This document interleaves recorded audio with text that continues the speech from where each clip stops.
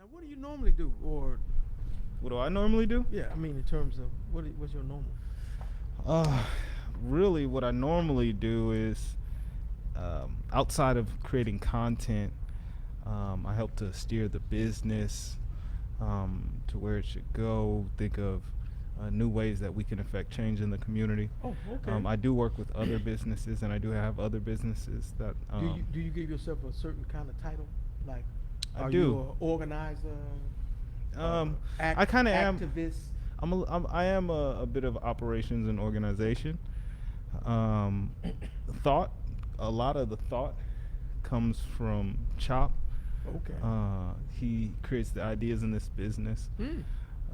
And then RJ, he does a lot of the media. He does create, like, we all come together to create ideas. Yeah, but Sure. he's normally the one thinking of the events, and me and RJ, we come in and help in the best ways that we can to make sure that everything goes as smoothly as possible. Which is operations. You guys are the operational guys. He's media operate. We all Right. like blur into all the I different understand. roles we No, I need to be, understand. but mainly we do keep it to where, like, I'm writing a lot of the documents and doing a lot of the organization online of things. A lot of consultation, a lot of help where needed. I do media and content when it's necessary, even outside of these times. So Sure, there's a sure. lot that's done, but yeah, that's why, like, in the beginning of most businesses, it's kind of hard to assign and claim one role because No, you I kind of just understand. got to That's the fill in the gaps. entrepreneurial's curse, some people say. Yeah, Now, but to scale, yeah, you have to know. well, that's why companies get taken from creators. Like, a lot of people may not know the history of Apple, that Mm-hmm. Steve Jobs had the company taken from him. And let me see if our sound is. Oh yeah, I think people hear us well. Okay, yeah, they hear us very well.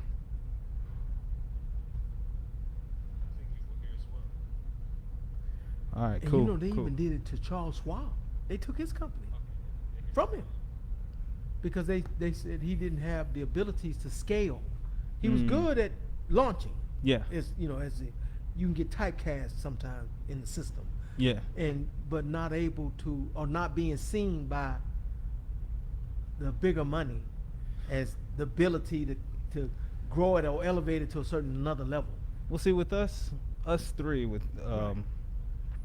me and Chop and RJ, we all have our own personal ventures, our own businesses that we do, and we've been trying to get a footing there, right? It may even be enough to kind of take care of ourselves, but it wouldn't be enough to, like, really really, like, say, all right, we're good enough to go on and get employees or have this running as like a efficient machine on its own.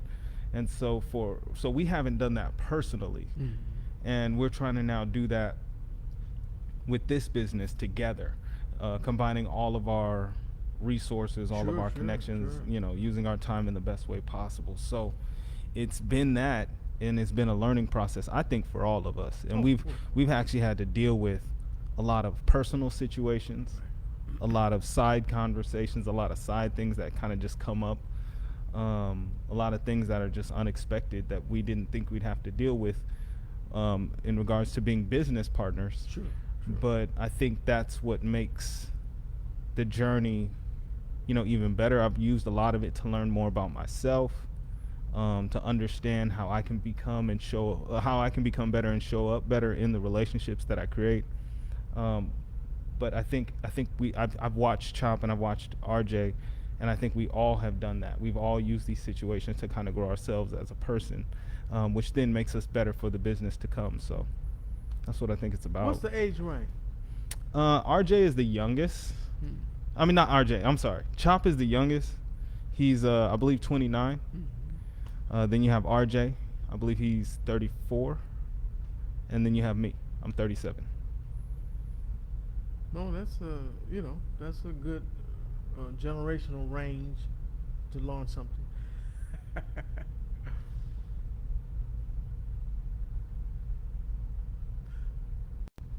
What do you think is behind the drive to reach 1,000 people, and then that person that won't let go till they reach 1,000,000? You know, both people are reaching people, but some people, man, the way their vision and their drive is much larger, scalable compared to others. I think about that myself too. Like, how many people am I really trying to reach with, Right. with my message, or with, what I'm trying to bring to the world?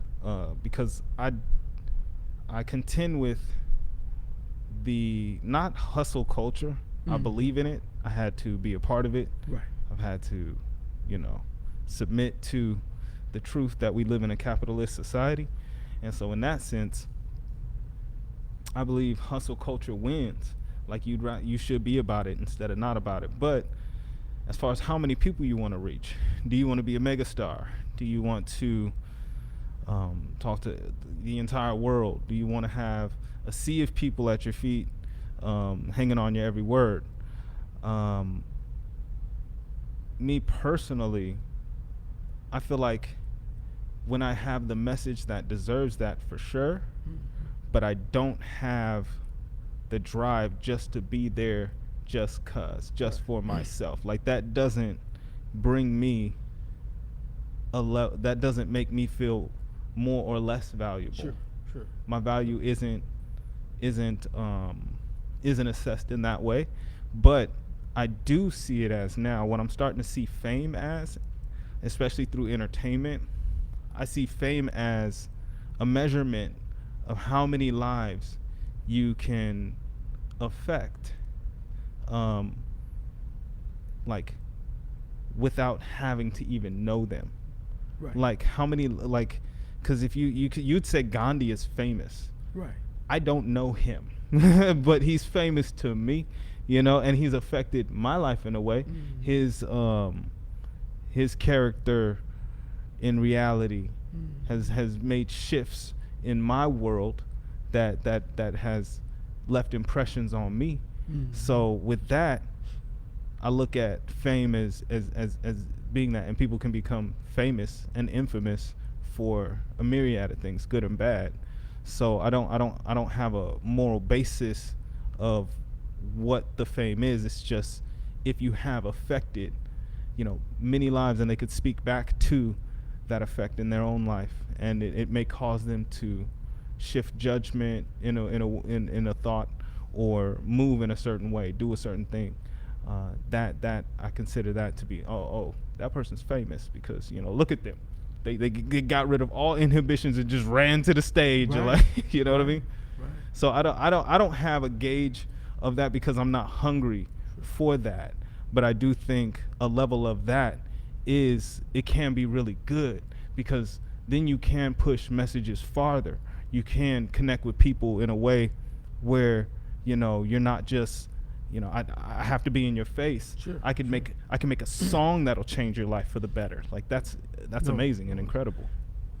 Now, do you happen to know the backstory?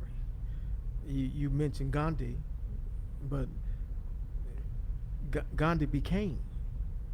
Do you know the backstory of how Gandhi became? Do I know the backstory of how Gandhi became? What do you mean? Like, Well, you mentioned that a person you don't know, Gandhi, impacted your life. yeah. I mean, but that's But how did Gandhi become? how did he become famous, so to say? Become that Gandhi. How did he become? Yeah, I think through seeing the oppression in his own country, as much as I know about it. Right. Now, do I have his entire story cemented in my mind? Nah. I mean, I do understand that he led a movement which was more based around nonviolence. He didn't speak about putting out the same energy that they were receiving oppressively. But then at the same time, when he was jailed for his message and jailed for the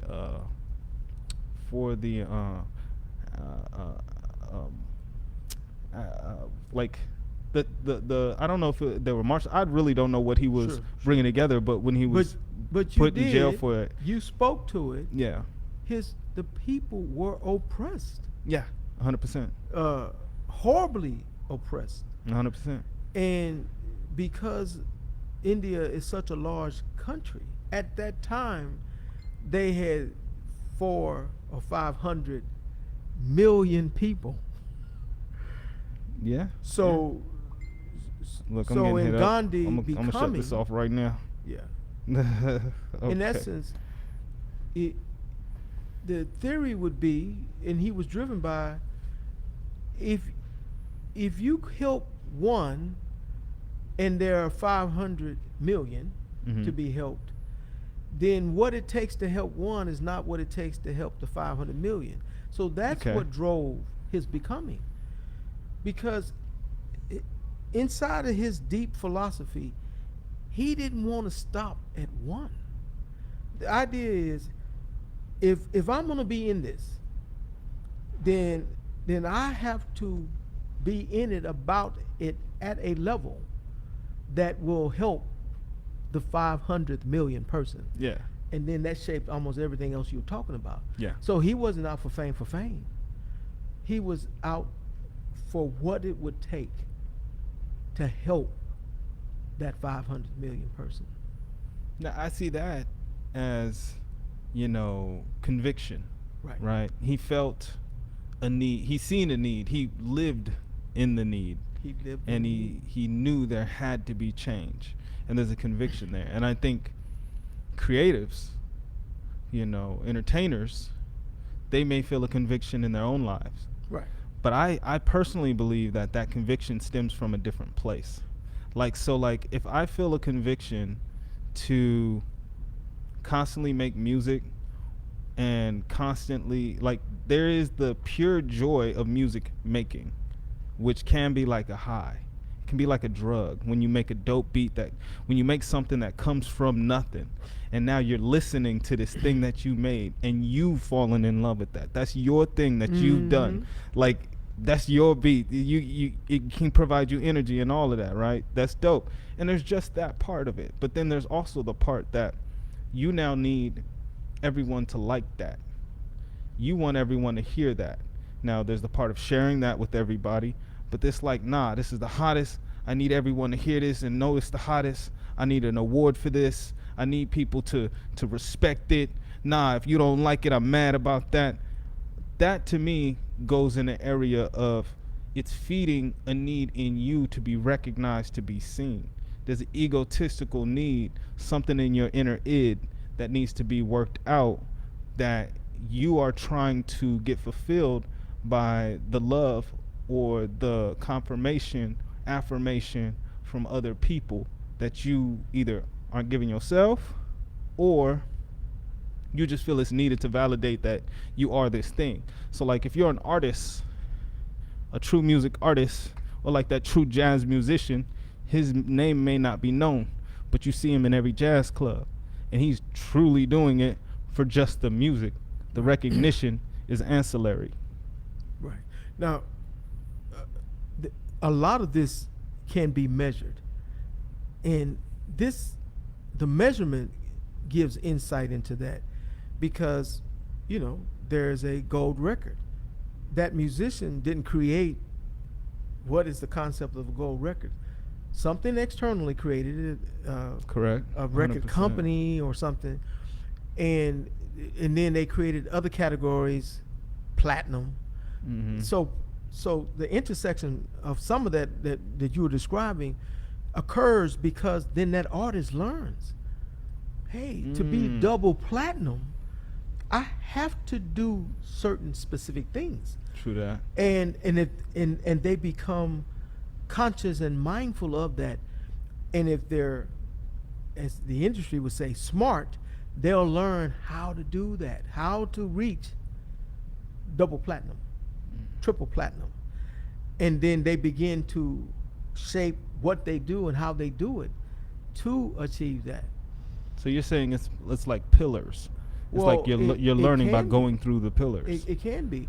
And with a Gandhi, it was, he wanted to help those people, like the 500th person that he would never meet. Yeah. But he had to learn to do certain things. Now, what circles this back to Wacinque and what is Wacinque about, Mm-hmm. it is my goal is for every person to have an income producing account. That reality does not exist today. Correct. That reality does not exist 200 years after the creation of the passbook savings account. So you needed a passbook savings account to have, for a regular person to have access.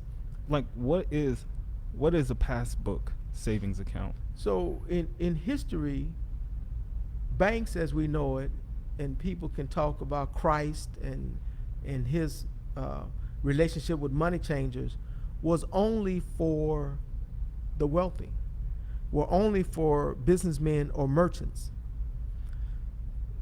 So a regular person, you know, Joe working at the local grocery store, when he made money or had excess money, there was no place to put it. Yeah. And so Stored in your home. stored in your home, and where do you spend 1/3 of your life doing? Sleeping. Yeah. So your bed. So Yeah. the logic to people was, hey, well, put it under the bed. I'm on. Yeah, put it in the you know, mattress. I'm there all the time. So the reason why in 2024 the idea of people putting money under their mattress is such a cultural norm. People know that, and they don't know why they learned that. Yeah. So it was that way for so many years. But like with anything, somebody said, wait a minute, there's got to be a better way. Yeah. If wealthy people can go to this building and do it, then a regular person, well, of course, when you first try to do it, there's no way to do that. And the people that run the bank say to you, well, there's no way to do that. And in that energy, somebody decided, you know what, let's create it. And so the term passbook is an interesting combination, but they decided they had to make a ledger. And if each person would have an account, it became known as a passbook account. The ledger that records you, the individual, how much money you have in this bank versus that owner, the merchant. And that law was established in 1816 Okay. in Boston, Massachusetts, in a place called Provident Institution of Savings. All right, my man. Look, you know a lot. How you know all this? Well, in the journey of passion of like the basketball player, Yeah. I'll never forget when Kobe described the sound, that sound. Well, for me, the equivalent of that is the puzzle of money. And it's often said in sports that to be really good at something, you need to spend 10,000 hours. Yeah. Well, I spent the mastery. 10,000 yeah. hours learning about how money works, the various lanes money can go down, and so forth. But if we would address what we were talking about with Gandhi, my motivation was I learned that I was in the 4th generation stuck in poverty as a young person. 4th generation. My parents hadn't graduated from high school. Grandparents had not graduated from high school. And the jobs they had were hand-to-mouth jobs. You know, cleaning, maids, ditch digger, manual labor. Yeah. And I was at church, and of course a lot of people that I loved was at church, and I had heard, listening in on grown folk talk, somebody say something about, man, I don't have enough money to rub two pennies together, and man, I am dead broke. And that stuck with me.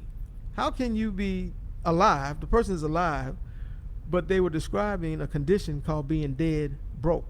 Mm. And so that launched it. Yeah.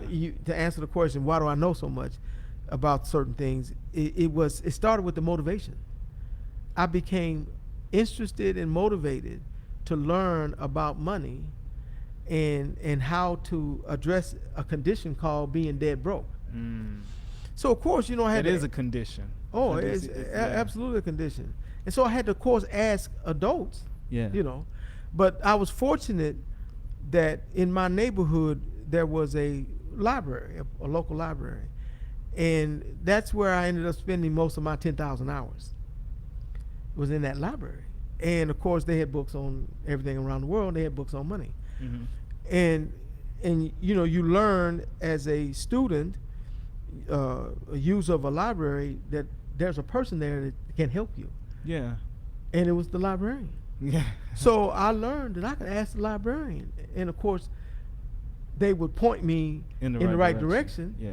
and give me the tools I needed to explore, and like the Alice in Wonderland effect of, I could go as deep down that rabbit hole as I wanted. Yeah.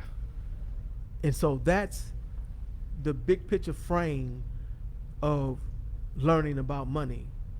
That was my natural sport, was my natural, there may be 1,000 things academically a person could pursue, but for me, it was how not to be poor. Yeah. And the tool that could facilitate that was money and money management. True that. Unfortunately, I learned that you can make bad decisions with money. So I became motivated. Well, how can you make good decisions, better decisions? Mm-hmm. And that was what. What are some of the financial gurus or some of the people that you first gained inspiration from? Well, I'll have to start with my 5th grade teacher. When I was 10 years old, I had a teacher who was going to teach about math. And she knew that I lived in a neighborhood of poverty. So she chose to come to the class with a brown paper bag that looked puffy, And so she said, "Class, who wants $1 million?" Now, I can't say I remember her pointing to the bag that had $1 million in it, but as I'm recalling this in my imagination, I think she did that. But she said, you felt like there was $1 million in that bag, yeah, though. but she said, "Wait a minute. Or who wants a penny that doubles every day?" Okay. Well, Okay. I don't think I said any bad words or anything, but I made it clear I wanted that puffy bag, and I was ready to fight for it. Long story short is, our teacher taught us, well, what's the difference? Yeah. If I ask you, do you want a penny that doubles every day? She taught us you always want to be curious. Like, that may not make sense, but it was put that way for a reason. And so before the class was over, she taught us how to do compound interest. Mm. And I still ask people today, how much money will you have if you have a penny that doubles every day for 31 days? I don't want to tell you how many Americans can't answer that question. There's a lot. It's I a mean, lot. And it definitely compounds It- quickly. It compounds, but I mean the people that can't answer it, who don't know how much it compounds. I'm one of those people. Okay. I don't know the exact number, but Yes. I've seen a video. Me and my son, we watch. Well, he gets into math a lot, so Okay. he puts me onto a lot of math videos, and this is Okay. one of the videos he's definitely put me onto. Yeah. Now, do you happen to remember the ballpark? I'm thinking like $1.5 million. How much? $1.5 million. Okay, $1.5 million. So now you'll learn why this teacher is my favorite money person. It's 10,700,000. Oh, wow. See, I was definitely off. I didn't have that math teacher. Well, but you can imagine having a math teacher that shows you the formula for how you can get to 10,700,000. Yeah, I wasn't even thinking about the formula, just guessing. But yes, that is true. Yep. So that, and for the life of me, I can't remember the teacher's name. And I tried to look back through some records that I have and I can't find it. But I learned that it's 10,700,000. The year this occurred was 1969. I was 10 years old in 1969. Actually, I was 10 when the class started, but I turned 11. Okay. The significance of that is, as an adult today, I've looked back and thought about this in different ways. And I imagine, what if there was a Twilight Zone episode where a black kid, tries to put this lesson to effect for real. The richest, best well-paid athlete in 1969 only made just barely 100,000. Golly. This is how much money that is, and where it fit in the history of time. Yeah. Because athletes are pretty highly paid people today. Yeah. Today, In 1969. So if I was able to, well, hold on. I wonder, like, if we adjust that for inflation, because inflation's kind of no, crazy right now. no, Like, I'm that still putting it pretty in the bad? context. Yeah. The penny doubling every day hit 10 million in 1969. Oh shoot. Period. Okay. Yeah, no, that's not a inflation adjusted. That is the real amount. And you could argue that 10 million went far in 1969, but it still goes far today. Yeah. 10 million is Still the nice. go far. Yeah, it's a nice chunk. I'll be all right with a little 10 million on me. Yeah, and so I imagine in this episode of Twilight Zone that I was successful. Mm-hmm. That would make me clearly the richest child at the time, and even still today, I would give it a run for its money in terms of. So it's a very core ranking and a very core reality that lesson was and still is. Yeah. So that person, now, I can tell you, going along with what you were saying about inflation, so it's 2024, and I have many years of financial education behind me. So for my own company project, I have a updated version of the penny doubling every day.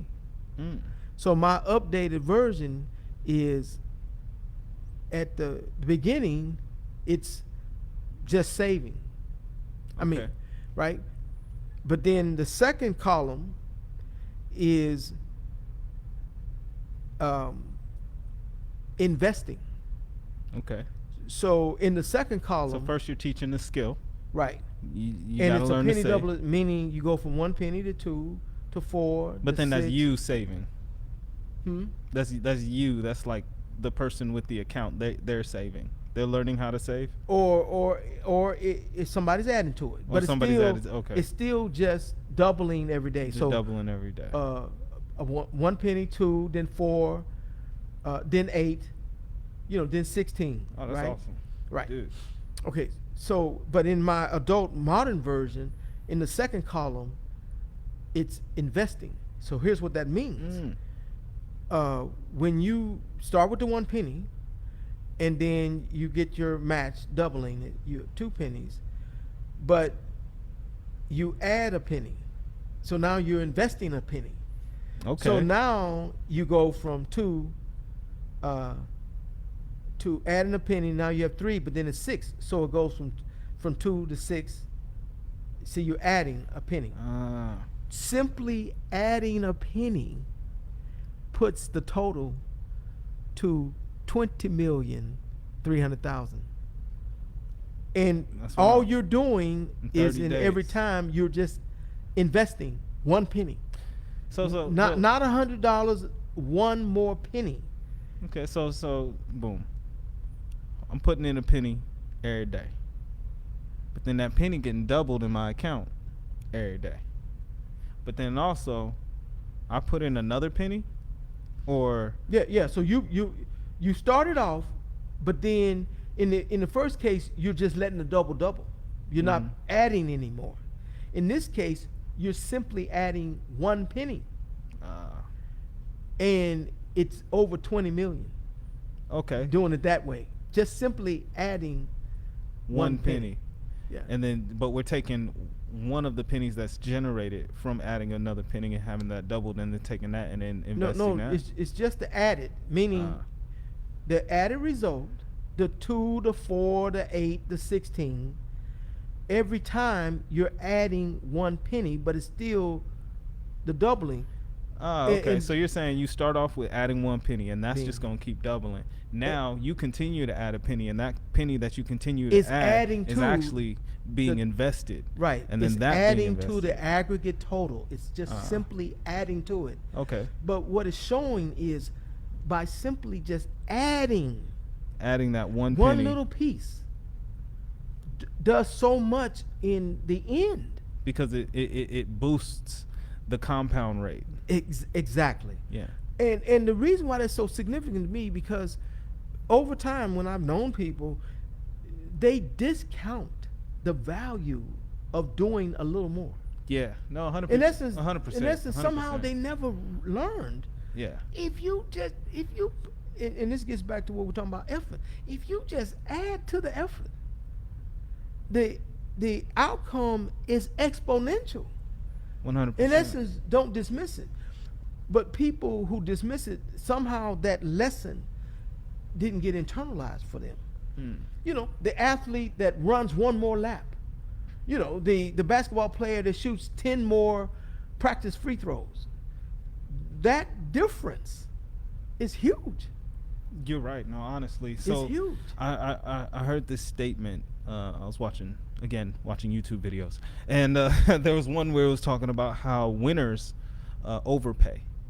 Right. You know, to be a winner, you Yes. can't just pay the price for the Yes. thing. You actually have to do more work. You have to pay more for it. Yes. And that's just to cause there to be much more of a disparity between you and your next competitor who's also willing to pay the price. Yes. So if you're willing to pay the price, you have to pay more than the price to achieve the thing. And that's that. I feel like that is kind of where we are at as a community, as a people anyway. Like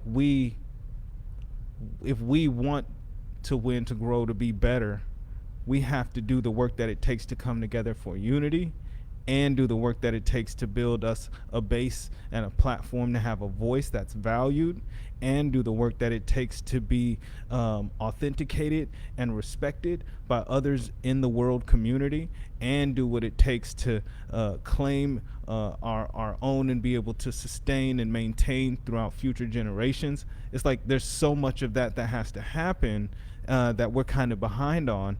But just like, because I've been listening to the history of Arizona a lot, and Arizona is such a new state, and I've been listening to how, you know, Arizona came to be. I've been doing my studies on it, and it's just like how, regardless of what the world says, we have to claim and maintain our own ownership of our identity and of our value.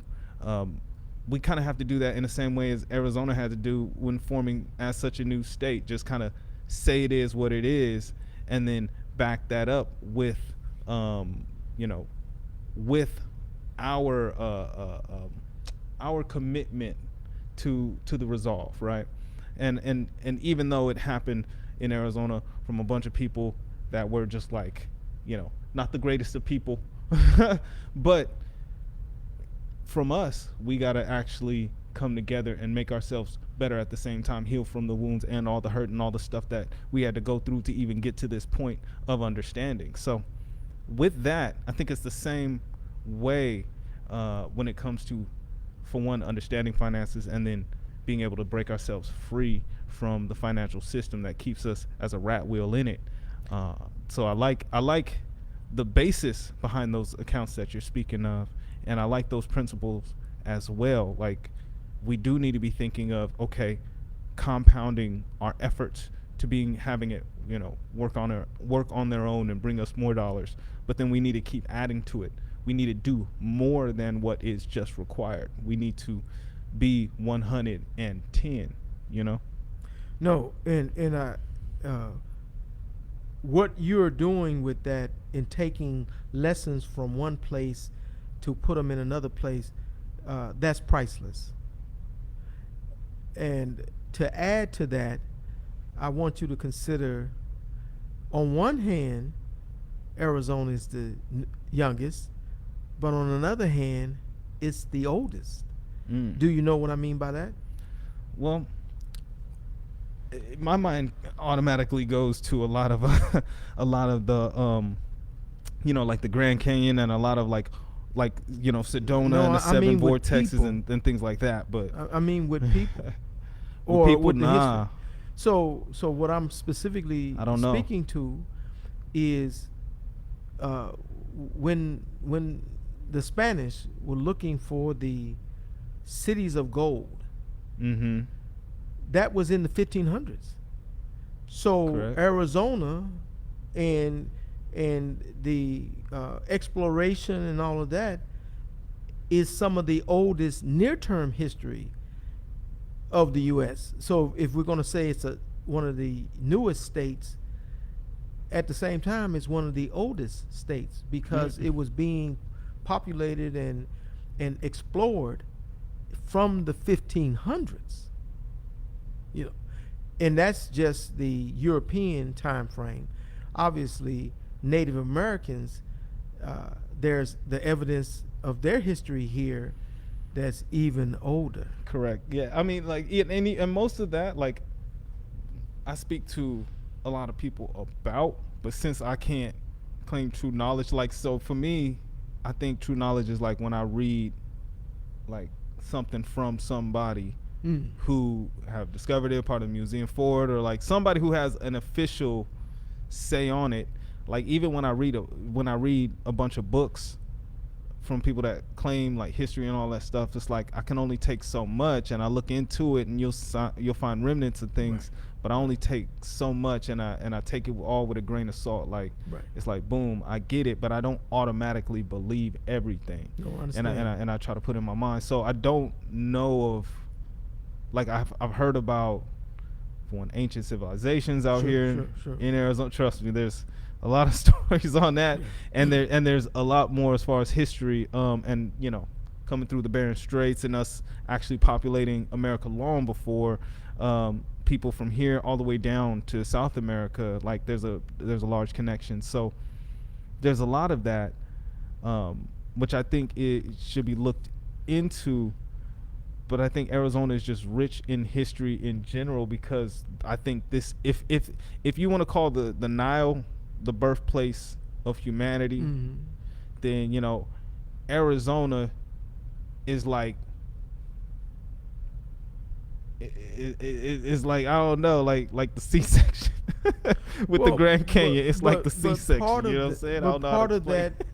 that story is told because people explored from Mexico, Yeah, 100%. and they added to the story because they were traversing around this area from the 1500s. That's why I'm relating that they were here in that time frame.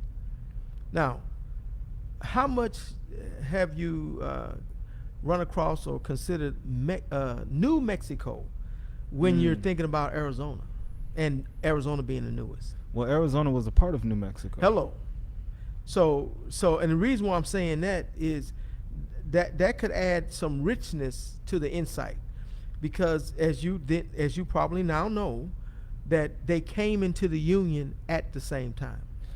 Yeah, we can't. 1912. Yeah, but then we were a territory. We were Before all that. called New Mexico. yeah, Like before us, that. parts of California, southern parts of Well, Southern it didn't go as California. far as California, but A little Arizona and New Mexico bit were in New one Mexico. Yeah, territory. yeah. The New Mexico territory. Yep. Now, but I'm also using the anchor where you said the newest state in terms of 1912. Mhm. So even though that territorial period existed, Arizona specifically becoming a state in 1912, New Mhm. Mexico became a state in 1912. Mm. And if you look at the Who's the older brother? development, Who's the older brother? New Mexico, because it's January, Damn. its Okay. birthday. But if you look at the All two right. together and look at, do you know the population of New Mexico today? I hear ain't nobody out there. New Mexico is less than 2 million. See They what I became a state in 1912. Wow, January. New 1912. Mexico is less than 2 million. Do you know the population of Arizona? Oh, we gotta blow them out the water. I know we got a lot out here. Got to be like 10 million.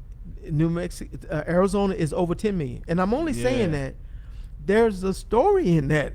How did two places that essentially had the same birth year and about the same population? So And we to both get back, share water from the Colorado, yeah, right? so, right, exactly. But to get back to what you were saying about insight, Yeah. then there's something to be learned in how did one state get to 10 million people And one is with still stuck at essentially 2. the same topography, the hot, dry desert, Yeah. and its neighbor less than 2. So there are lessons to be learned in that development journey. Yeah. Why did one, and what was behind that? It didn't just happen. No. No, there are things to learn that cause the difference. Yeah. Now, I want to continue to talk about compound interest along that line. Okay. So for me, over time, what I learned was, how money works, and why do some people have more success with how money works, and people don't. So I feel fortunate in my 10,000 hours to have gained the kind of insight that I'm retired military, and the classic military retirement is a traditional pension where you work so many years and you get a stipend based on the number of years. That formula used to be the most common retirement formula everywhere, private companies, public companies, and then they changed the model. Well, the civilians, of course, started changing it first, and the primary design is known as a 401k. Mm-hmm. Well, the military, so the 401k classically started in the late 60s. The military changed this retirement model in 2016. Civilians Okay. changed it in Well, we know the government is slow to do everything. 1960s. Yeah. 1960s. Oh, The shoot. military Yeah, changed yeah. it in 2016. But then it also I'm just using now. I'm not on either. I'm not on your side of the argument, whatever side of the argument you're on. But for the gays being in the military, it took them forever to do that, and then Right. it also took them forever to change where they allow females to you know what I'm saying. So they're Yeah, no. pretty slow. No. But this is kind of egregiously slow. It's pretty bad. Yeah. Now, however, there's a benefit to this practice of decision making. And I say that because I served in the military from 1975 to 2016. So 1975, because I studied banking and finance, I knew about the civilian transformation to a 401k. So because I studied banking and finance, and I did an internship with the oldest financial planning company in America, so I was learning how 401ks work, what is the benefit, how all of this comes to apply.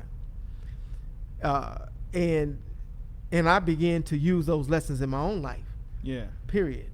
Regardless of what the military is doing. But to bring it over to the military, so here's how this occurs. So the military made the change and adopted it in 2016, but that's not the first year they practiced it. They began examining it in 2002. I mean, they tested nukes. Okay, so you get. So they, I'm just saying, they would test that. They tested it. So in 2002, I was in the military when they began to test it. Oh, shoot. But remember, I studied banking and finance, and when I joined the military in the 70s, my Okay. teacher taught me compound interest in the 60s. Oh, nice. So I started this experiment with a base of knowledge. yeah. I started it with that 10,000 hours. Yeah. So I use that knowledge to share with my fellow service members.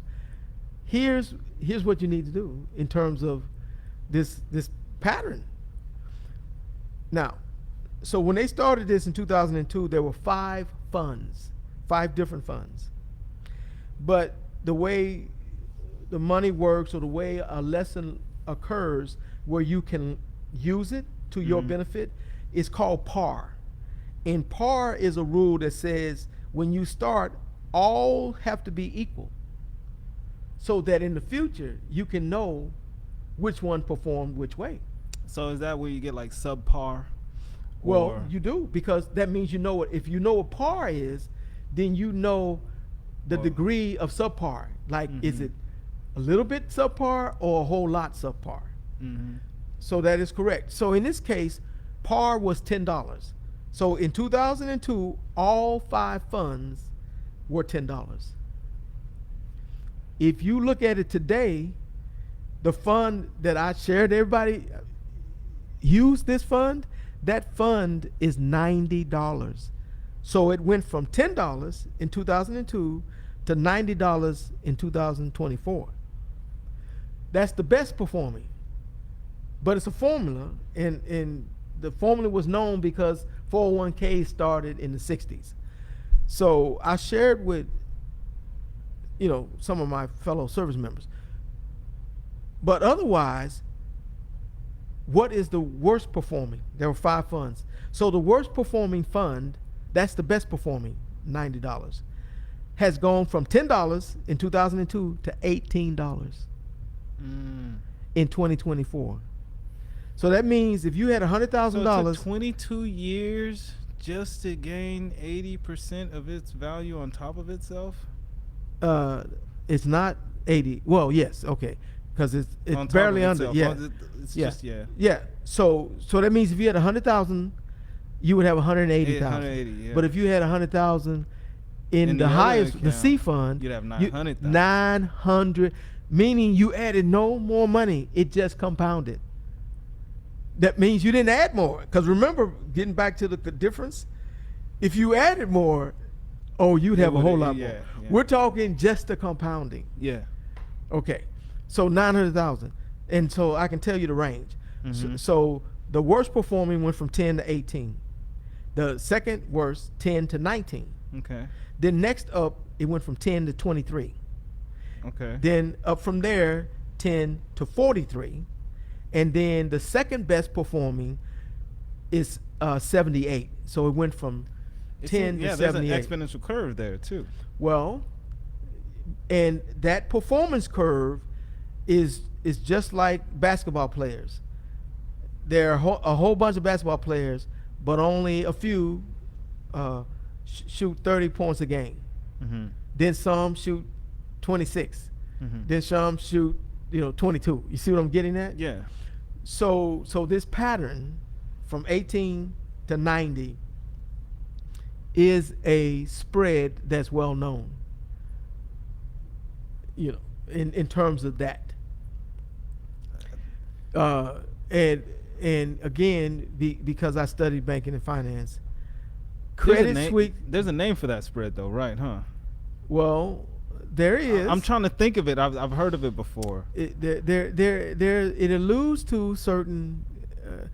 But what I want to what I want to share about this, how deep the insight can be. Okay. Credit Suisse Bank did a 100-year study, Okay. and the 100-year study was just like my 10,000 hours. It was a study where you're trying to figure out, you know, what results it really occurs. Mm-hmm. Well, they did that study from 1900 to the year 2000. So remember, the military didn't start the experiment until 2002. I learned compound interest in 1969. So, being a nerd that I am, I knew about the Credit Suisse Bank study. That spread, Yeah. those funds, the fund's names is the G fund, the F fund. So the $18 is the G fund. The $19 is the F fund, or known as a bond. The Treasury bond. $23 fund is known. That's the savings account. So the first one is a savings account. Okay. The second one is a bond. The third one, well, now that's slipping me right now. Then the last two, oh no, the third one is the international. Okay. Yeah, and then the last two are U.S. equities, the $78 and the $90. Okay. The $23 is the bond, and the $43 is international. Okay. So Okay. those are pretty much the areas at which each of those par accounts were invested into, Exactly. and then they looked at the yield after 22 years. Bingo. But Credit Suisse Bank had identified that pattern from their study from 1900 to 2000. Okay. So those 5 funds, that same spread Yeah. occurred.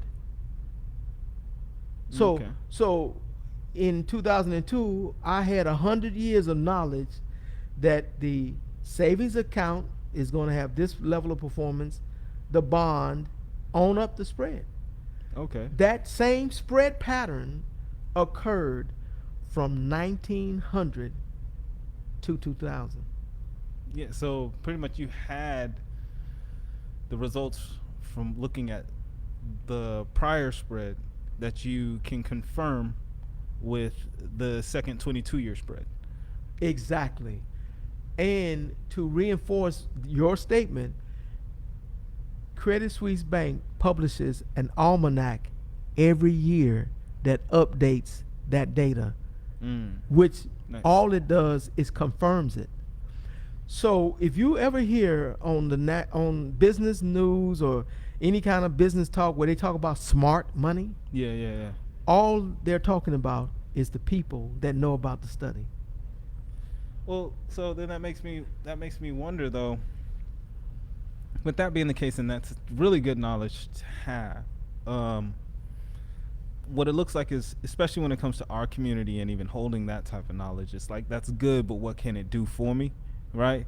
And people are looking for like the actionable part of that. Are you saying that people are putting their money in the wrong place? Bingo. Or Because it's based on the outcome. okay. So my fellow service members who put their money in the G fund that went from $10 to $18, that's what they have to operate with now. They have about $180. Okay. Or not 180. I was thinking like 180 grand. $18. Yeah, but they got $18. But I was thinking like $18. 180 grand if they would Or have put 100 grand in 1800. there. Yeah, whatever. Or right. Well, yeah. Well, but those who listened got $90 instead of $18. Yeah. They got a way larger increase. Right. Yeah. And 900%, that 900% increase. And the challenge of this is that you have to make a decision when you're presented with information. Yeah. And in the finance world, the people that they snicker about behind their back are the people who made that wrong decision.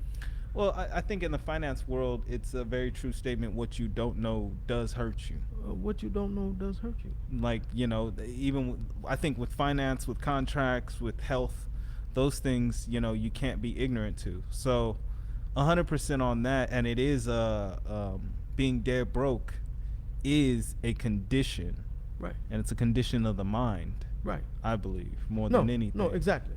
So Oh. so now we're learning my Gandhi journey.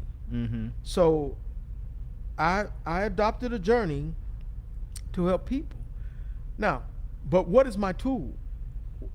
What is all I have to offer them in helping them? I can't do a sit-in. That's not going. So, what is my tool? I'm thinking, because you were saying accounts earlier, a financial vehicle, No, the knowledge. the knowledge. Okay, The knowledge. See, remember, I've shared with you the differences. you sure did. Right. So that means I have a body of knowledge, just like a basketball player with a certain skill has a certain skill to produce. How do I know my body of knowledge is exemplary? Because of the outcome. Mm. Because the people that hurt me, they have that $90 difference. Mm. They have earned that level of money. And of course, I have learned it. I put my own knowledge to use for my own self. Yeah. So you can verify based on your own personal experience as well as the experience of others who you've helped. But every time you talk to somebody, this is what they're confronted with. Who are you? How do I know you know? I mean, that's why I asked it. It sounds like you But- know a lot, but where do you know but it what, from? But what do you think the industry has done about me? What do you think the industry says? What do you think they lead people to believe? I personally think the industry is caught up with trying to keep everyone programmed and caught up. Well, but what do they specifically have to do with a person that they know? Oh, they want to drown you out, I feel like. No, it's not a feeling. I can confirm everything that we're saying is not theoretical. So they try to discredit, or in other ways get people to not believe that you know what you're talking about. Yeah. Now, Yeah, I there are can see that, ways yeah. to fight that, but this is the challenge. So then the people around you have to use other indicators. Like, has anybody in your family ever talked about you or put you down, said you cheated them, or you know what I'm saying? So there are indicators that you haven't done any of these negatives, that you've only always shared the real truth of how to have success. Yeah. It's because you didn't have a big enough microphone, that you didn't reach enough people, why you don't have those endless examples. So this gets back again to why you need a larger following. You need because the more people that you have, and it also is a measurement of scaling. So if the industry was to give an award, and let's say they want to give it to somebody who has 100,000 followers, well, see, I wouldn't get that award. But, okay, so what you're saying though, Mhm. you're pretty much saying that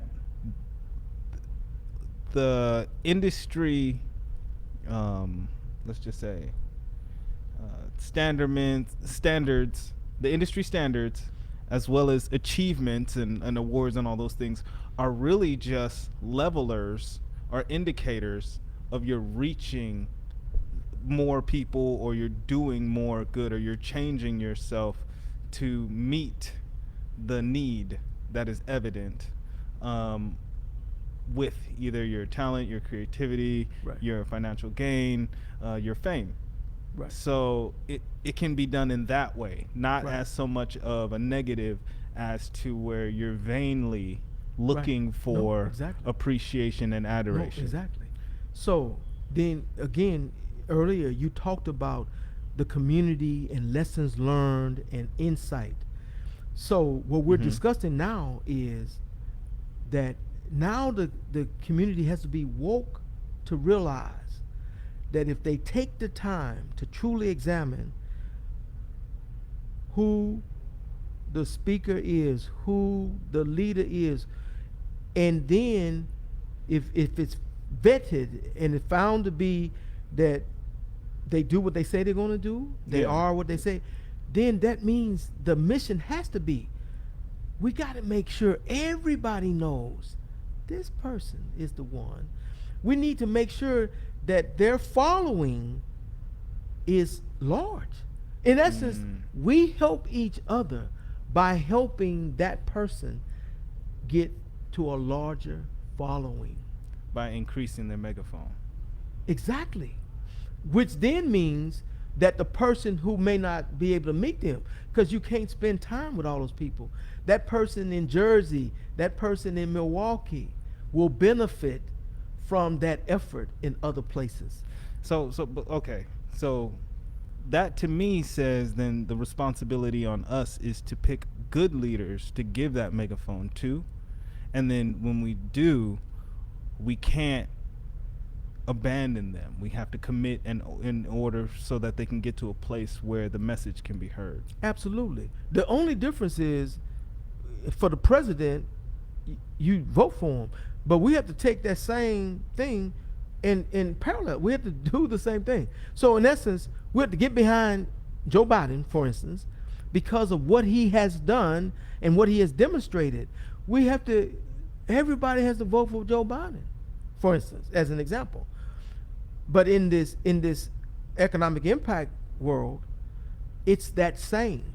So I can tell you specifically that yes, if everyone adopts the model that I can teach them, then everybody everywhere can replicate that same success.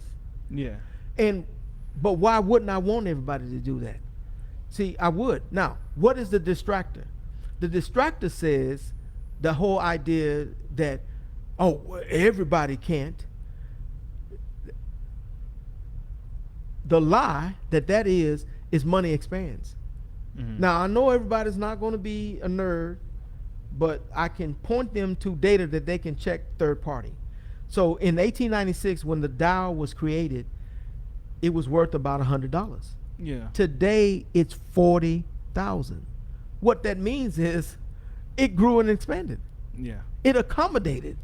So it can grow no matter how much wealth that is. And when he's talking about everybody. And when he's talking about these things, he's talking about like a share of it. The Dow in itself, if you were to accumulate all of the shares together, of course, is a bit more valuable than just 40,000 in itself, a complete thing. But the share of the Dow, right?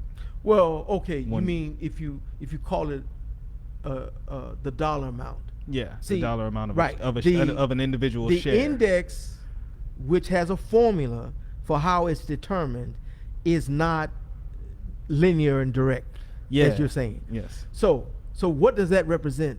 It represents trillions. Yes, it represents a lot of money, guys. So the Dow is $40,000 trillion. Okay. In total aggregate, what that really represents. Okay. But the impact lesson is it expanded. Yeah. So if we don't get caught up in the number, get caught up in the concept that it grew and expanded. Mm-hmm. So if you learn how to make the most of it, it's not going to cause it will grow and expand. Yeah. And it has no ceiling. And then that's also why people say you can bet on the market, because the market has never truly went down. It's like it absolutely has not gone down. It continues to go up, but then of course that's would measurable, meaning for so many reasons. That's data that's factual. Yeah, it's not opinionated, because you can measure it from from day to day. Like in the 80s, the Dow was 1,000. But then, wouldn't you say that investing is a safe choice? Investing in the markets is a safe choice. Not be safer than an instrument that has gone from $100 to $40,000. Now, I agree with that. Now, would you say with investing being a safe choice when you have an income stream Would you say though the first thing for an income stream would possibly be like insurance, like life insurance or insurance of your property and things and of the lifestyle you live, or so this can be demonstrated and measured in terms of what's the best decision. yeah, So number one is the concept: pay yourself first. number one, Number 100% one, PYF. right. Then after pay yourself first, then protect what you own. Yeah, See, so the formula is very true. And if you follow this, you'll always be ahead of the unknowns. mm-hmm. So yes. Now, unfortunately, the way that you disrupt it is you get agents, meaning like agents of denominacy or Denomination? no. Satanic. Demonic agents? Demonic. Yeah, spiritual, Okay. spiritual Demonic demons, agents. yes. Then demonic they agents. tell you the lie. Yeah. Or like the Russians do misinformation, the Chinese do. So because in essence, if I'm telling you the core information, then somebody else is gonna come along and try to warp that. Yeah, change it. But what I'm also telling you is you can track the record of that core information and it hadn't changed. Yeah. So Truth this is will how they remain do it. true. This is how they they give you this misinformation, and so people who know me will tell me what the disinformation person says, and that obviously has to make me smile. Yeah, yeah. Because I presented the information to them that shows I'm a core knowledge person. I know directly from the source. Yeah. I don't get my water from a well, I get it from a spring. Yeah, you said you were trained by one of the oldest banks, or like one of the first banks. The oldest financial the oldest financial planning company. The Oldest financial. See, that's nerd information. Because most people don't care when your company started. Yeah. But they don't relate that's a record of how they've been doing. Yeah. So when I studied and was an intern, the company was called IDS. IDS stands for Income Diversified Services. So if you look back in the old days, that's how they presented themselves. They were offering you diversified services with your income. So, but you spoke to it when you said, "Oh, you got to have insurance." Well, that's diversification. Yes. So it tells you there is meaning in these words. They didn't just make them up. No. Now, Not what is that company all. today? That company exists today. The oldest financial planning company is still alive and doing very well. Thank you very much. What's the name? The company is known today as Ameriprise Financial Services. Okay. Ameriprise Financial Services used to be Income Diversified Services. And why did they change the name? It has America in the name now. America. Yeah. Kind of hard to Service. not get with that. Well, so now you see marketing and why they would change the name. Yeah. But the company and what they teach and the record they've built upon, just like if you hear about large language modules and how they need data. Yeah. Well, imagine the data the company has that was the oldest. Oh yeah. Come on now. And the performance record that they have. They talking about Abe still owe him $15 or something, like, you know what I mean? Exactly. So that's now we know that there has been an external force acting upon minorities in America, right? So for me to fight, or for me to have the passion that I have, I cannot discount that. Yeah. I have to compensate for that. Yeah, because money kind of messed us up as people. Well, money. I think it changed the way people look at value. So do you subscribe to the concept of the 7 deadly sins? do I subscribe to the concept? And what I mean by that is the whole idea of these seven deadly sins being certain challenges of the psyche of the average person, like sloth, like greed, like these concepts. Yes, I would say yes. Okay, so I can tell you what the number one distractor is. What's that? Like telling you, the number one they use is called greed. Oh, Mm. people are greedy. Oh, they just want more. They just want more, and all of that, and so forth. They were pursuing the greed. Okay. That's not true. Mm-hmm. The number one ailment is envy. I was gonna say envy though, So because when, then that's the spur that so sparks when greed. Right? formerly enslaved Africans who were by law forbidden from having education, but who got their education from an external source that you cannot stop. Yeah, true that. So those people put to use that knowledge, and in a very short period of time had wealth. And Yeah. people who put barriers in their way did not do it for greed. Well, They did it because of true that, envy. True that. True that. They were envious of how could you, a person, I'm calling you names, I done blocked you every which way to block you, and yet you still figured out Still made a way. because you're using that universal knowledge that is applied to the universe of the playing field of opportunity. So you got an outcome based on that formula. Yeah. Yeah, it makes me feel like that was used on almost all levels, because it's like, first off, if you strip the people away from everything, if one of them gets one thing, someone else is gonna be jealous or envious of that person with that one thing, because everyone has mainly nothing, and this one person has something. So it's very easy to spur that emotion in someone.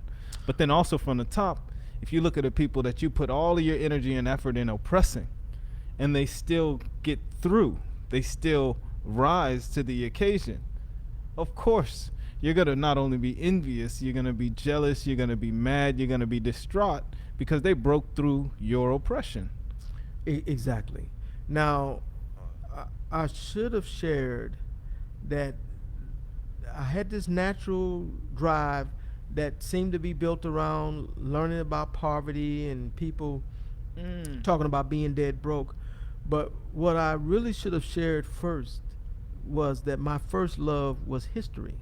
Oh yeah, Now, when I say history, I could tell a little bit. I don't mean knowing the history of certain things.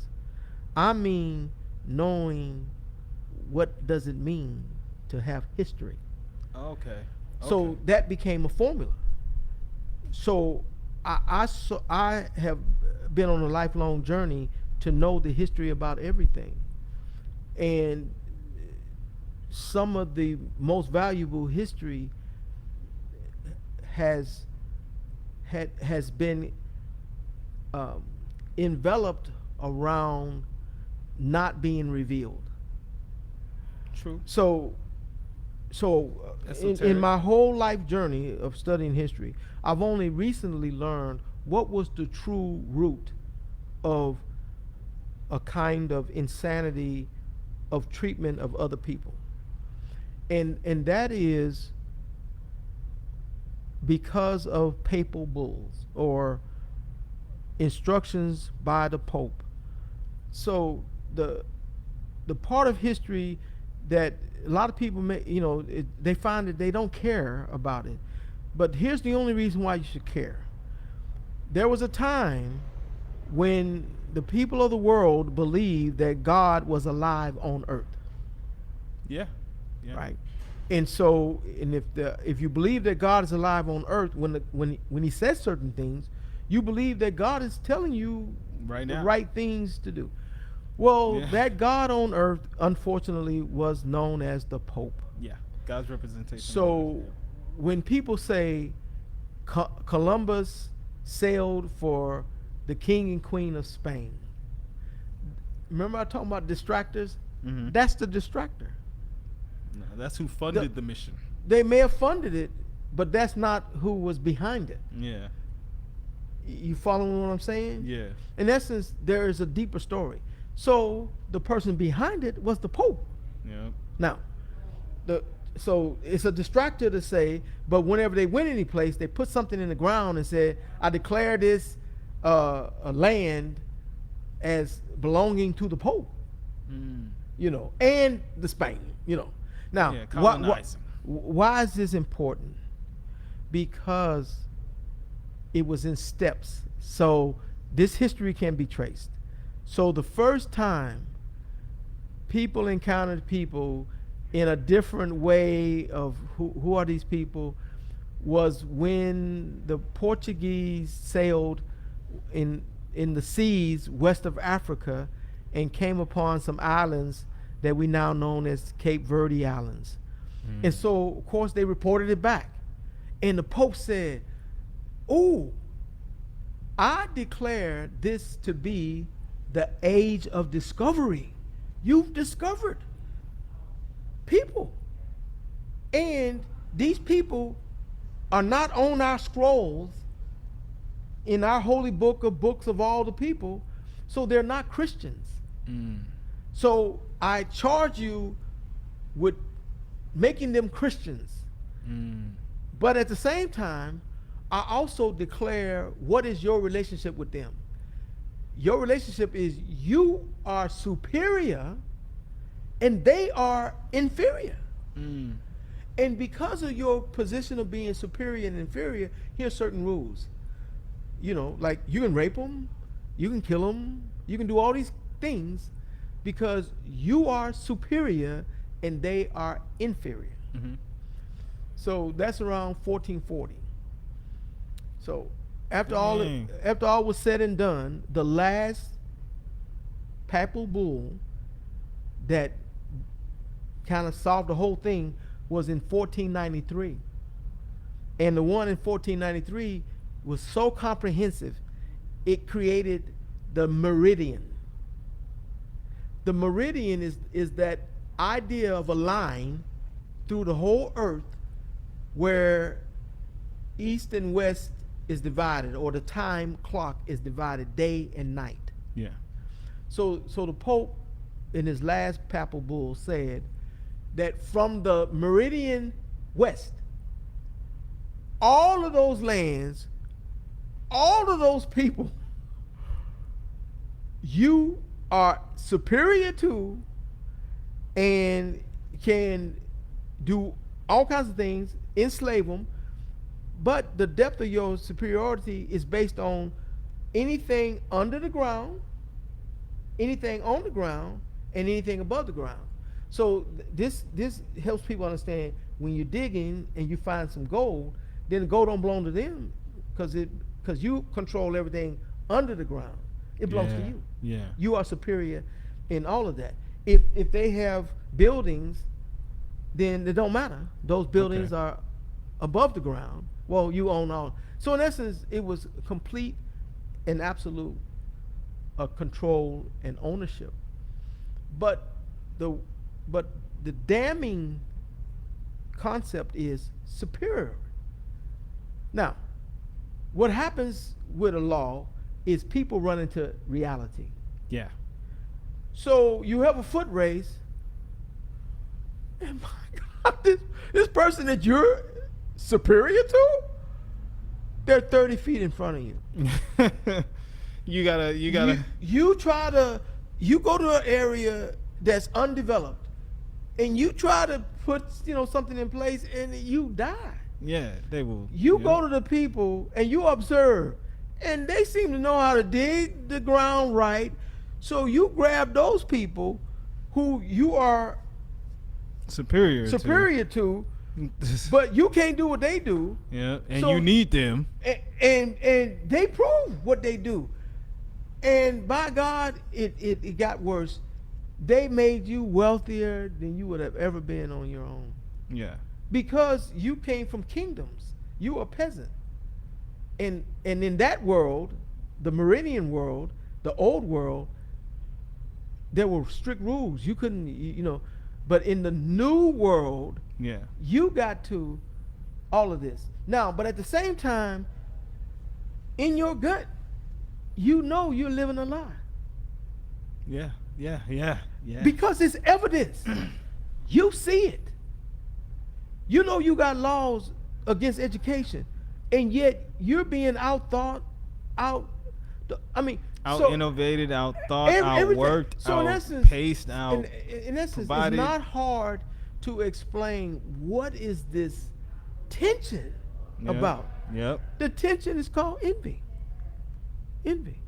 Because you were told, see, if you're told a lie, you're superior, and then you live and see. And what doubled down on it, how interesting. The superior person makes a law to control the inferior person, but you're superior. Yeah. How do you need to deny the inferior person an education? Well, but then that, I think that all of that is rigging. It's saying, it's manipulating the people to your will and your want, essentially, to maintain that control and the power in the face of your inadequacy. And I think that's why we're in the state that we're in. No, that is, but it's critical for people to understand that. Now, they didn't always understand it. See, at first people believed the hype. Mm-hmm. Even the victim was believing it. Mm-hmm. It wasn't. They were confused by it because they also could see and hear, and but this is critical because words matter. They do. What I'm telling you now, as a grown man, for the life of me, I do not understand why other educated people, because I'm telling you, I do not use these terms. Other educated people write books and they will ascribe something and they call it white supremacy. Yeah. White superiority. There is no white superiority. Why are you using that term? And what's interesting, see, I lived a life. You're going to have to have a whole nother conversation on that one, because you're going to have to explain that one to me. Where the word was gotten rid of. What word? White supremacy? No. Nigga. Okay. Because people recognize it's a lie. All of the qualities that were associated with the word was a lie. Now, here's what's interesting. I lived in a place where they recognized that about that word, which was true. But at the same time, they didn't see the harm of calling something white supremacy, white superiority, and writing books. That word was the worst word of the lie. There has never been. I get what you're saying. I think I get what you're saying, as far as in a sense of looking at it mentally, like since there is no superiority in that sense, the need of us then invalidates a superiority, and it's just a superiority complex then of the people, I guess. So then there's no white superiority. It's insanity. Listen, I see what you're saying, and I think I read. There has never been, and there never will be. Now, so what I'm talking about is the harm, but the harm in the modern era. Okay. Why are we in 2024 educated people still saying that? Why don't they? Well, I mean, look. You can. How come they're not woke? What I'm saying is this: if you want to get like 100% woke, you could go off and say then there is no racial color and things like that, because color is a thing of the mind, and but it exists in our society. In science, there is no race. Yes, there's only one Homo sapien on Earth. That is science. So the differences is not a race difference. It's correct. A flower.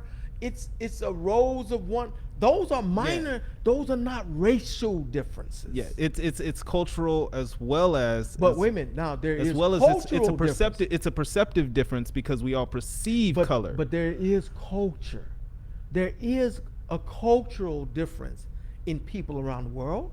Correct. Because that's what I mean. Like, but that's a cultural difference. But what I mean is when people talk about white supremacy and white superiority, they're mainly talking about where power lies. Like where can a group of people, enact their judgment upon another group of people, and then we're using the dividing factor being race. Okay, I understand. But words are accurate and powerful. Correct. To abuse somebody and brutalize is not a power. It's an abuse of power. In essence, we have definition of what words means, like justice and aristocracy. Being an aristocrat. The words are also defined. Correct. If you violate everything that says, then you're not that.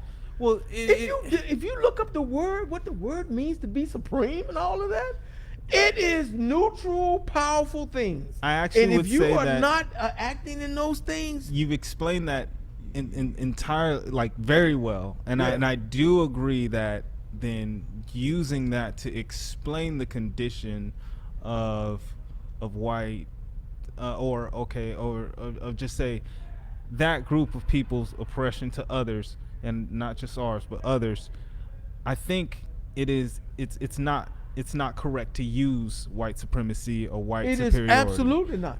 But sanity. In its use of, and since a lot of people do not speak to the correct usage of words, like we live in an ignorant society in that sense. Like we just make our own words. We use a lot of words incorrectly, and me also having done that a lot. That's how I learned to use words. But in that sense, the meaning that people associate with white supremacy and white superiority being the oppressive or the after effect of the thought, I think that's for one, thinking and believing there's white superiority or white supremacy is also a mental condition, because a lot of people then use that as a excuse for things.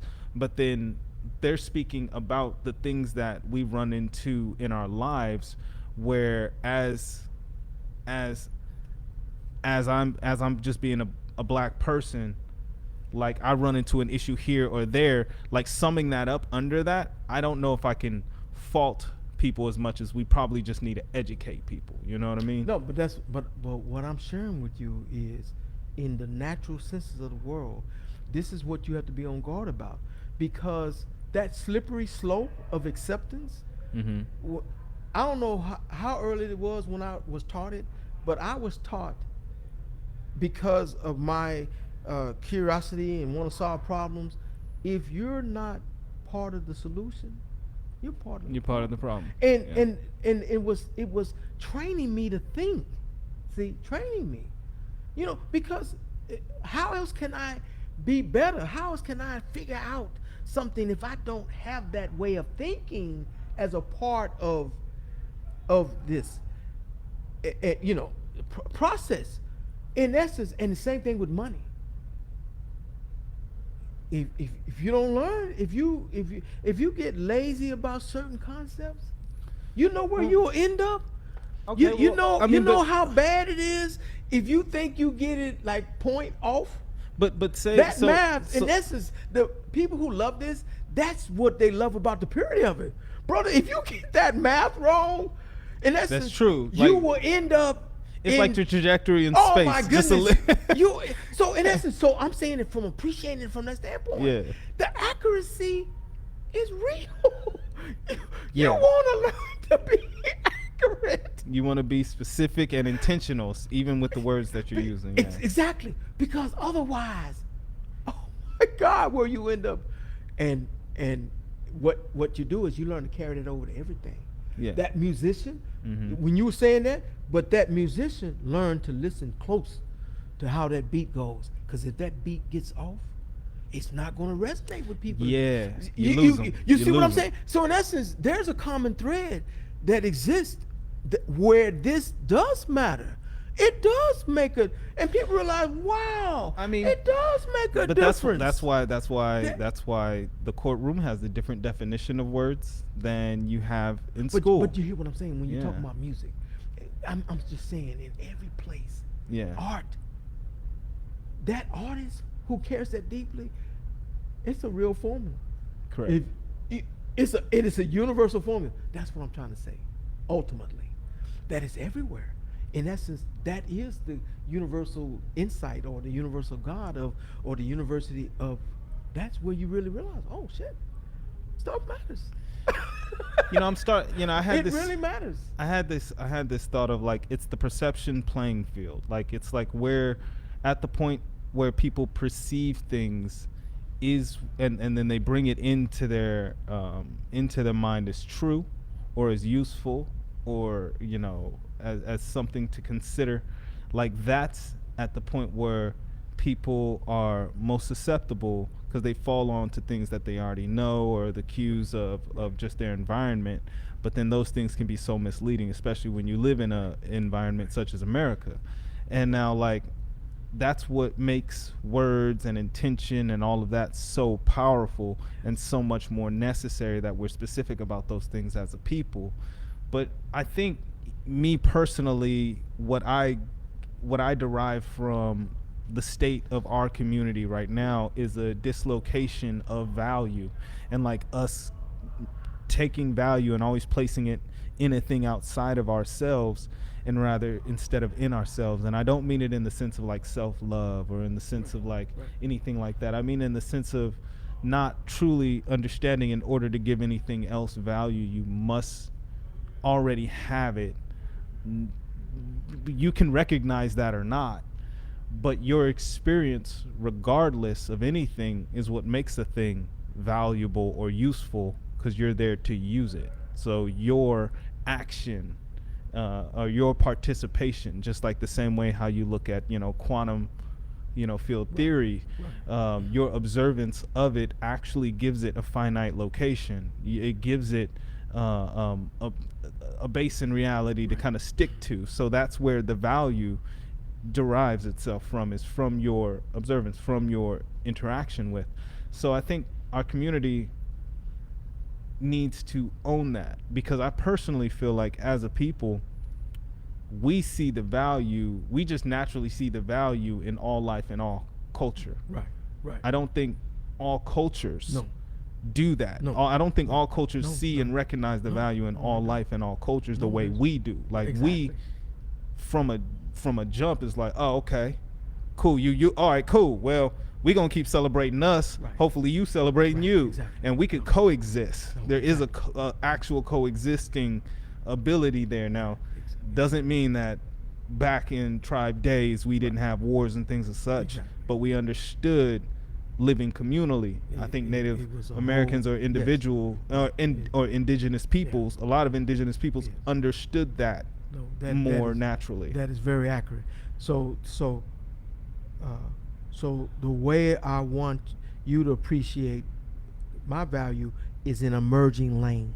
Mm-hmm. So everybody keeps these lanes, but if I'm merging in money management, then I want to show certain principles and how the outcome is. So I'm not in it for anything else but to show that outcome. Yeah. So that's how.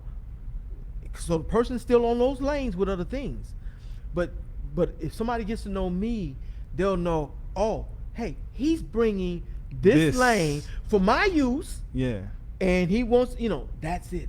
That's the idea. Yeah. Is I'm bringing in these certain lanes. Yeah. And in my money lane.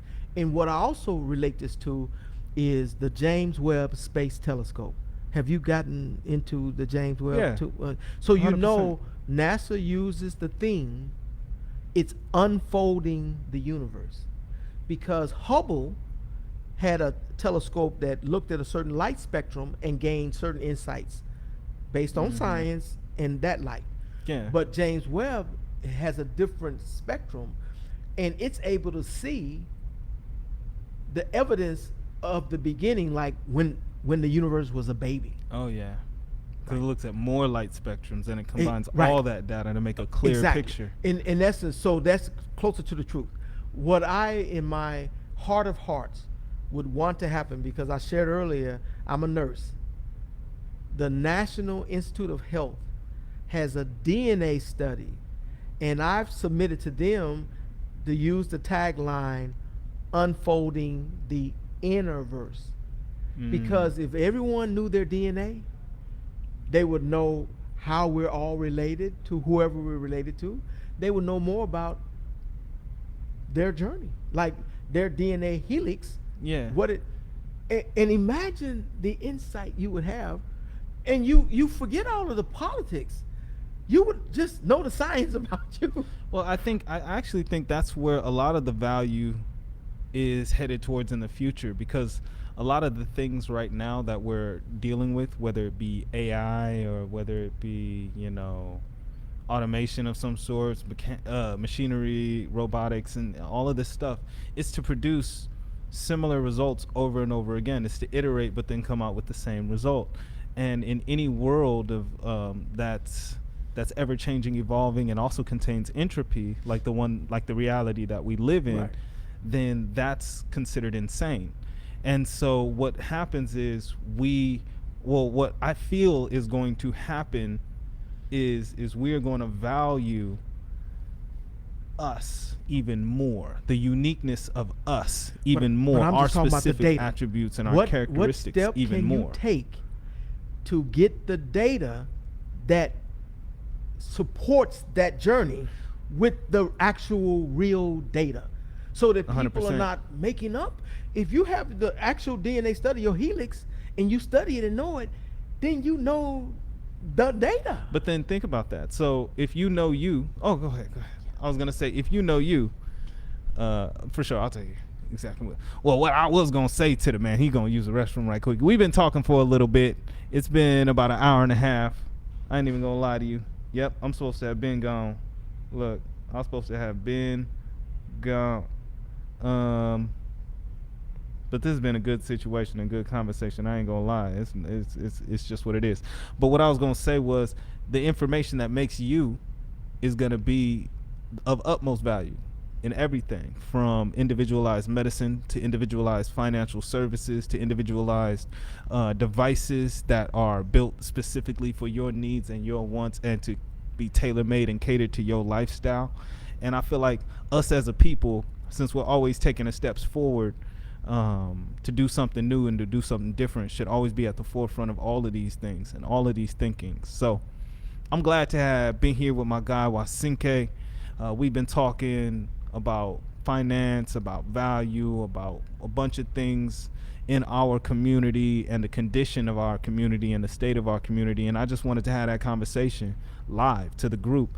Really, we were going to record a podcast today, but we couldn't get all the equipment in one place for a podcast today because, we do a lot of work. So equipment just wasn't here for it. And we didn't want to waste that time. So it's been great though, speaking with everybody. Hopefully you enjoyed this session. My man about to be back. We gonna rock out just a little bit, and then I'm gonna go ahead and get going. We talked a lot longer than I was supposed to be talking. Oh wow! But it's okay. It's good. I love it. Yeah. I love it because we need to have these conversations. No, this is not just have the conversation. Continue this with all these steps. Like no, we my need goal to is actually put move in- forward and do it. Right. But we need to talk about it No, so I people understand. can know what's No, I going understand. on. I understand. Yeah. But I'm just saying that I just want to add that. Yeah. And so in essence, the steps they can start taking with the foundation of the money decision, the actual steps with DNA, Mm-hmm. so that people can actually take the test. And there are home DNA testing kits. I mean, like literally, where you can test out and find what your genetic markers are. I understand. Yeah.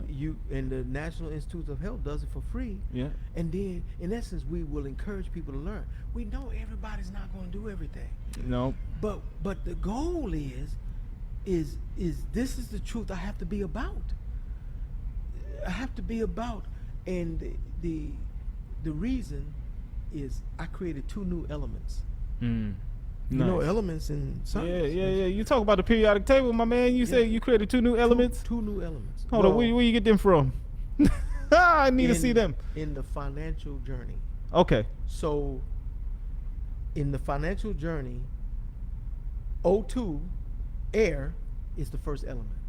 O2 air. in the Okay. financial journal. I know this Okay. is outside of what people think. No, but I like okay. this. I like. Then water is the second element. Okay. The third element is the global permanent investment account. It is the atom. So that means if everybody needs air and water, which we know, no human being, no matter what their opinion about, they have to take in air and water. Yeah, air and And water. the third element, imagine if you get the world to accept it. Like we talk about that acceptance. If you get the world to accept, man, everybody needs money. Why are we acting like and if air and water comes to you completely, nobody can. You drink as much as you need. Yeah, true that. Then money is the same. True that. People who are deciding like welfare and how much money this person, no, and you can do it because of the market. The market allows a way for people to interact with money based on their abilities and all that, and not somebody else's decision. Correct. This is why this is critical to me. The fourth element,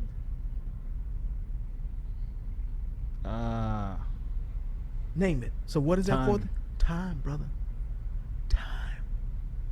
Again, something universal. Why are we restricting? Why are we in the real universe? Everybody has the same amount of time. 100%.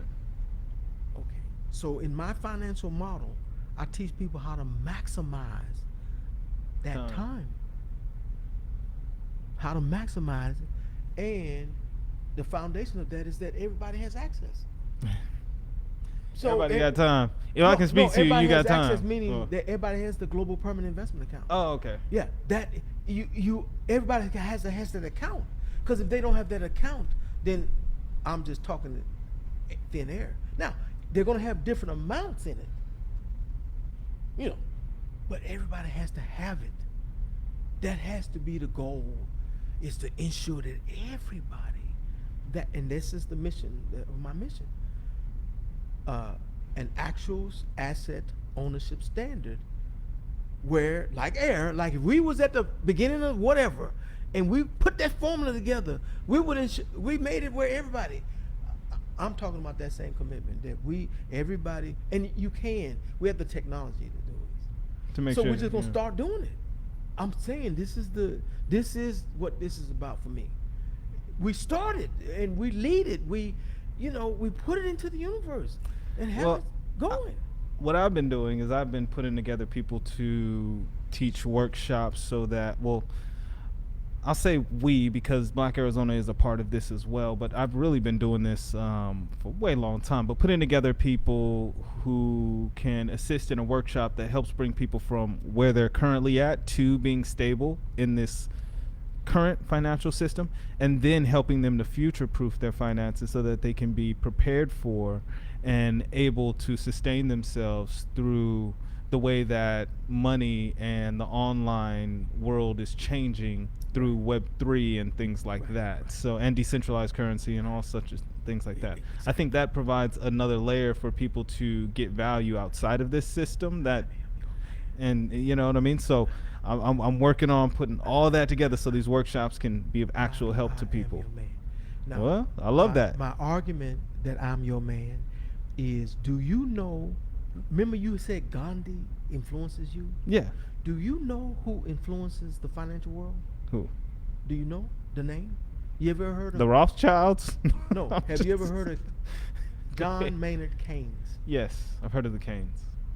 Do you understand how that is? Like, how am I making the comparison of way you described with Gandhi? How am I making that with Keynes? No, I actually don't. Keynes, intellectually, for whatever reason, more of the world adopted his thinking and his model.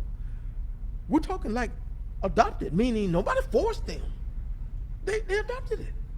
So he is inside the head, he is inside the models, the construct of almost everything in the world. His thinking, John Maynard Keynes, right? Now, you're talking to me. Now, I don't know how, if you've decided I'm Gandhi or not yet, but after all I shared with you, all right. if I'm sharing with you this, he had a contemporary when he was developing and writing about everything he thought, John Maynard Keynes. His contemporary name was Friedrich Augustus. Um, now I can't think of his last name. Okay, now Hold on. Okay, go ahead. and so Keynes had what he called intervention models, laws, certain rules, the Fed. He came up with all those kinds of things to make everything work. But Hayek, Friedrich August Hayek Okay. said no, spontaneous order. Hayek said the universe, you don't control it. You can't control it, but if you create structures that allow the universe to evolve like it would and should, and then that's the best model. And people push back because guess what? Hayek didn't have the internet. Hayek didn't have Web3 to show, oh man, if you let all the stuff we create really interact, like on a natural level, you will truly see what, not what a man, a rule that a man has made, all this stuff. So anyway, it's Frederick August von Hayek. Von Hayek. Frederick Yes. August von Hayek. So in essence, what I'm sharing with you is Mm-hmm. his vision is the correct model. Heard of the Keynes, and haven't I can show you how to be on that journey to fulfill his vision. That the technology didn't exist, but under today's technology, the freedom, in essence, what would make people the most freest and act on their own? It's Hayek's model of economics. I gotta look into it. We're gonna talk a whole Yes, lot more sir. about that. Like honestly, we're gonna talk a whole lot more about but we're that. not going to talk. We're going to start doing it. We're gonna get into it for because sure. the actual doing it is going to inform, because it's going to change what you see. See, Yeah. the outcomes change, but people grow and change. The Bible talk about I ate as a child, I thought as a child. You used to eat soft food. All these things. He So said- in essence, that's the real truth. The greatest way you come to your greatest understanding is the insight you gain from actually living and breathing and changing. Hayek financially allows that. Haynes, it's not his fault, but that's the best he knew. These artificial, it's made us insane. True It's that, made us insane. and I 100% agree. It takes levels. I always talk about levels and elevating. You must yeah. elevate, and you must go through the levels. You must go through the pillars, of thought, of emotion, of action, to even become. We're always being, but where do you want to be? Where are you going? And in that, the journey is what defines you and turns you into ultimately who you're going to be when you get there. And so that, I think, is, we're just trying to create a different destination than what we're currently seeing, I feel like. And the structures influence that. See, Mhm. because you're not living in a vacuum. So what has artificially distorted man is, if he thought these structures were appropriate, he didn't resist them. But what I'm telling you, True what I'm that, sharing with true you that. is, if other people get evolved, and they share a different perspective, but it's the construct. Remember, I'm not putting BeMende's structure out there. I'm sharing that it was Augustus von Hayek's model That works. and other people's technology. So in a Web3 world, you can get closer to what he was really talking about. You couldn't Yeah. do it with what you would get is Keynes, John Maynard Keynes, Keynesian, 4% unemployment. Mhm. And then if there's 4% unemployment, then governments need to do this. Mhm. These artificial. Now that's the best they knew. But all I'm sharing with you is, to evolve past that, we have to let go of those structures. Honestly, that aligns with so many conversations I've had with a lot of my brothers and a lot of my sisters, as far as letting this current world die off so we can build something new. And I agree, a lot of change needs to happen. The problem is the cancer is so close to the heart. What I mean by saying that is, for us and a lot of our people, to take away this current system is to take away their Air Jordans, is to take away their Not for me. but I know not Not for for you. me. It may not See, be for you, and it may not be for me. Because for But me, it is because for me, it's, if I, it if is I for teach you wealth, yeah. Then you and- good to go. and you make You can different have decisions, all that but and what more. I'm also telling you is, when I teach you wealth, brother, that's healing. You ain't gonna be the same. So what people do is they comport over. They say, oh, I don't want to do this because that drug addict is gonna be a worse drug addict. They don't understand. No, if you heal that drug addict, that future behavior, I believe. Remember, we're talking about believing in people. Mhm. I believe in my heart it'll be different. Why would I pigeonhole that person? Oh, 100%. Why would I deny them things that could help their development? But because I believe they're going to be worse, which is a line of thinking. Now You'll be a worse addict well because you have more money and you coke. You know, that's what they think. well no 100%. I actually agree Yeah. with you on that too, because Yeah. I believe in empowerment rather than Exactly. placing regulation and guidelines on This- people and censoring and You things said such the as word, that. brother. So That's the word I'm talking yeah, because I believe a lot of society and the way it is today is based on fear, because we And are afraid control. of empowering And another, because if control. another has the same power as It's- I, that means that it's- other it's- can overpower me. And so And I need to control. So we need to control. So it's I need to I control. definitely see that as the linchpin to the way that a lot of the system works. But what I really think is, through education and through the change of our actions, and then understanding the separation from the ideals that had created this nation and the ideals that comprise our culture, that right there separates us from that negativity and allows us to grow bigger and better, even while we are under an oppressed system such as America. But outside of that, I want to continue this conversation 100%, and I just gotta go. know. but other than No, I that, know. I definitely want to get with you Yeah, on our yeah, workshops and Yes, sir. see about Because- really because educating people and helping people I in their believe we real need to life. we need to start taking those baby steps. Yeah, Everything yeah. you're saying, brother, I'm with you. The alignment here is awesome. The only thing in my heart, I'm so passionate about in terms of paranoia is to start taking those steps now. Yeah, we got to. No matter what, We got to. take those steps. Yeah, Take we got the to. steps. Yes, that's it. No, 100%. No, I'm so glad I connected with. 100%. Because yes, sir, yes, sir, yes, sir. Because I think Same.